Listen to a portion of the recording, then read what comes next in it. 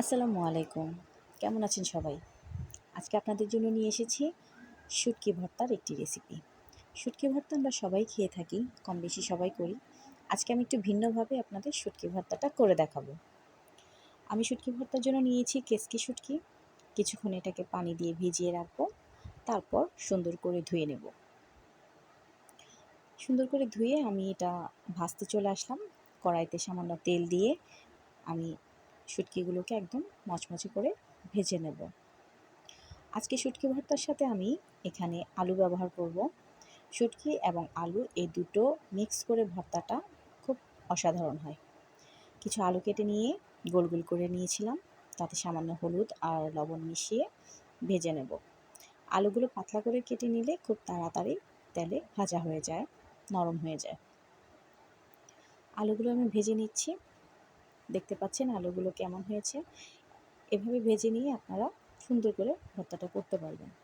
আর আমি কেচকি শুটকিগুলোকেও মুচমুচে করে ভেজে নিয়েছি। এরপর আমি আরও কিছু জিনিস ভেজে নেব। সেগুলো হচ্ছে আপনার শুকনো মরিচ, কাঁচামরিচ, রসুন আর পেঁয়াজ। এগুলোকেও আমি তেলে ভেজে নিয়েছিলাম। আজকের ভর্তাটা আমি ব্লেন্ডারের জারে করব। আমরা যারা ব্যস্ততার জন্য পাটায় বেটে ভর্তাটা সহজে খেতে পারি না, তারা চাইলে এভাবে শর্টকাটভাবে ব্লেন্ডারে করে নিতে পারি। টেস্টটা ভালোই হয়, খুব একটা খারাপ হয় না। আমি প্রায়ই করে খাই, তাই আজকে আপনাদের সাথে শেয়ার করলাম। তো একে একে সবগুলো উপকরণ আমি ব্লেন্ডারে জারে দিয়ে দিলাম। তারপর আমি এতে সামান্য কিছু লবণও দিয়ে নিব। লবণটা অবশ্যই দেবেন, কারণ ভাজির সময় আমরা যেসব লবণগুলো দিয়েছি অল্প, এখন আমি পরিমাণ মতো আবার লবণটা দিয়ে নিলাম। এরপরে ব্লেন্ড করে দেখাচ্ছি আপনাদের কেমন হয়। দেখুন খুব সুন্দর একটা মিক্সচার হয়েছে।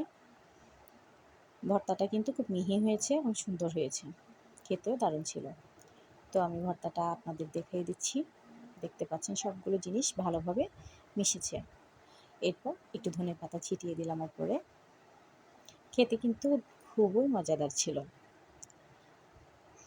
আশা করছি আমার ভিডিওটি ভালো লেগেছে। আপনারা অবশ্যই আমার সাথে থাকবেন। প্লিজ একটা কমেন্ট, একটা শেয়ার, একটা লাইক দিবেন।